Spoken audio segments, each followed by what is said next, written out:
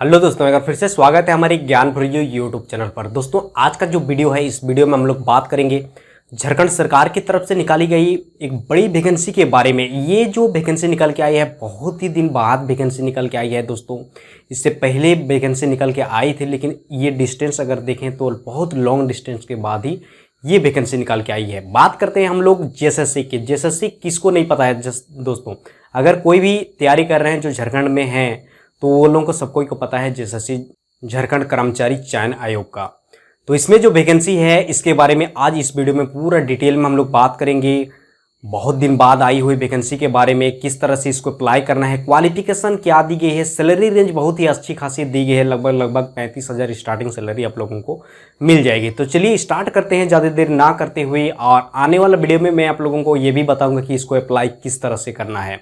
तो चलिए वीडियो को स्टार्ट करते हैं।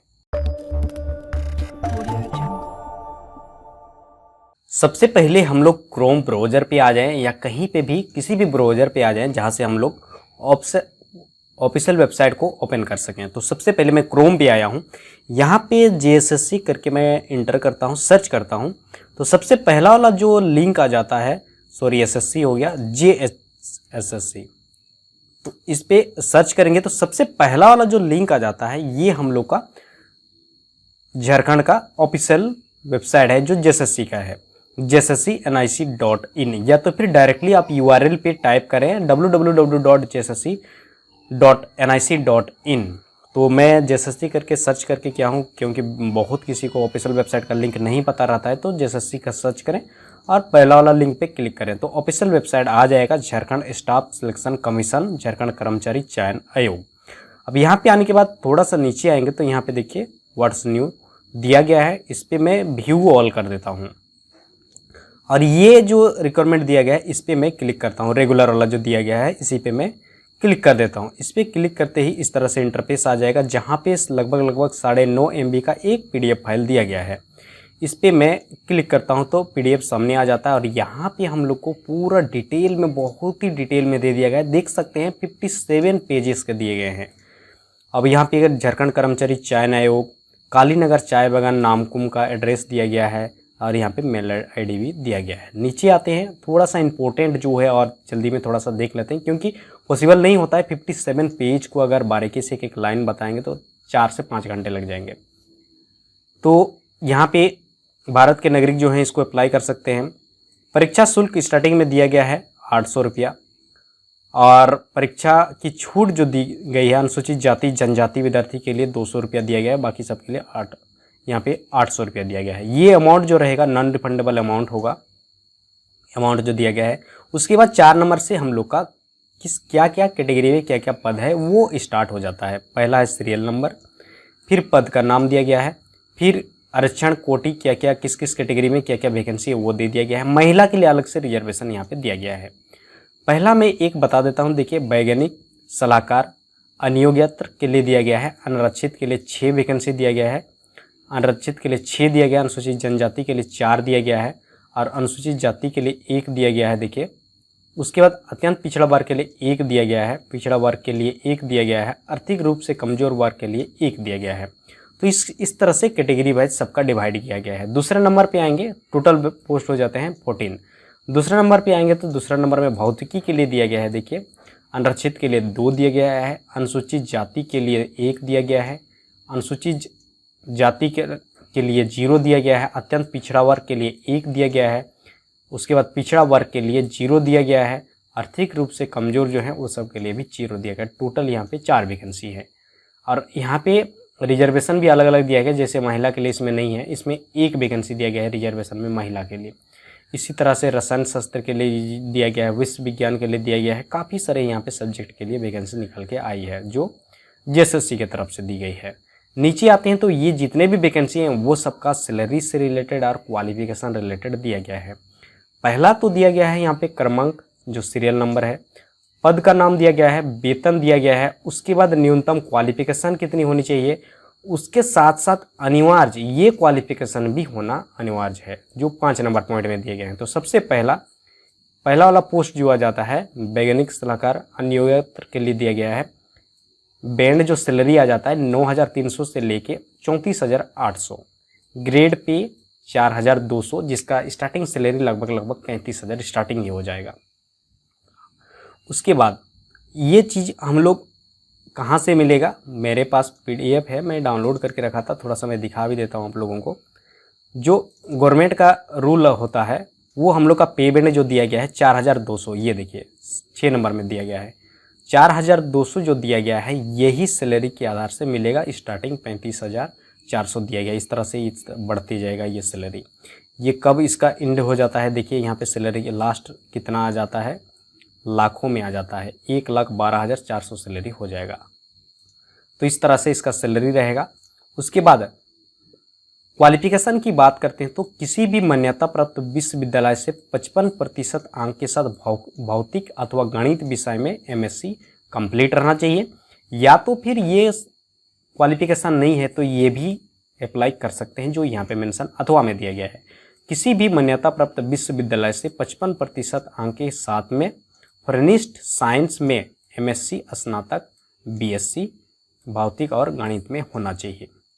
उसके बाद अनिवार्य वाला यहाँ पे दिया गया है, देखिए अनिवार्य योग्यता क्या होना चाहिए, राज्य सरकार या भारत सरकार द्वारा निबंधित किसी संस्थान से कंप्यूटर DCA होना चाहिए 6 महीने के लिए।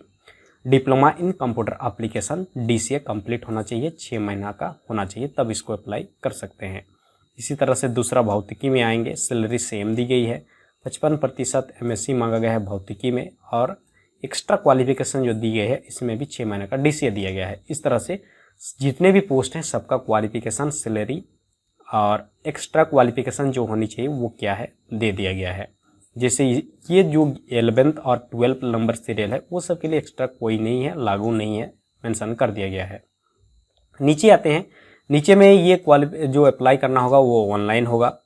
उम्र सीमा की बात करते हैं तो सबका अलग अलग दे दिया गया है, देख सकते हैं यहाँ पे डेट वाइज दे दिया गया है, 1/8/2021 के आधार से कैलकुलेट करना होगा। उसके बाद आगे चलेंगे, आगे में हम लोग का उम्र सीमा 21 होना चाहिए, जो डेट दिया गया है उसी के आधार से अगर कैलकुलेट करें तो न्यूनतम 21 दिया गया है और अधिकतम अलग अलग दिया गया है। अनारक्षित के लिए 35, आर्थिक रूप से कमजोर EWS वाले के लिए 35, अत्यंत पिछड़ा वर्ग एवं पिछड़ा वर्ग पुरुष के लिए 37, महिला के लिए अनारक्षित पिछड़ा वर्ग और अत्यंत पिछड़ा वर्ग वो सब के लिए दिया गया है 38। अनुसूचित जाति जनजाति महिला पुरुष दोनों के लिए 40 दिया गया है, जो गवर्नमेंट का रूल होता है। अप्लाई करने के लिए जाति प्रमाण पत्र, ये सबसे बेनिफिट उठाना चाहते हैं आप जो स्थानीय निवासी हैं तो वो सब जरूर इसमें मेंशन करें। जो यहाँ पे PDF इतना बड़ा है कि सब कुछ चीज़ यहाँ पे मेंशन कर दिया गया है। ऑनलाइन अप्लाई करते टाइम सब आप लोगों को मिल जाएगा। ऑनलाइन अप्लाई करना है यहाँ पे जैसे मेंशन किया गया है, ऑफिशियल वेबसाइट jssc.nic.in पे जाके करना पड़ेगा। एप्लीकेशन फॉर्म यहाँ पे फॉर JSACE 2021 दिया गया है, इसमें जाके क्लिक करके अप्लाई करना होगा। मैं आप लोगों को एक वीडियो में बता दूंगा आप लोगों को किस तरह से अप्लाई करना होगा, वो बता दूंगा। और बाकी डिटेल यहाँ पे एक एक पॉइंट दे दिया गया है, तो इतना ज़्यादा मैं नहीं बता रहा हूँ क्योंकि मैंने पहले भी आप लोगों को शुरू से ही बता रहा हूँ कि 57 टोटल पेजेस दिए गए हैं, तो इतना ज़्यादा बताना पॉसिबल नहीं होगा। आप लोग जैसे ही ऑनलाइन फिलअप करने जाएंगे तो वहाँ पे नेक्स्ट सारा जो भी पॉइंट पूछा जा रहा है सब फिलअप करते जाए, नेक्स्ट करते जाए, आप लोगों को सारा समझ में आ जाएगा। परीक्षा शुल्क जमा करने के लिए किस तरह से क्या करना पड़ेगा, परीक्षा शुल्क जमा करने के लिए submit to proceed payment click में क्लिक करना पड़ेगा, उसके बाद ओपन हो जाएगा, वहाँ से पेमेंट कर सकते हैं रजिस्ट्रेशन नंबर डाल के, वो चीज़ यहाँ पे मेंशन किया गया है।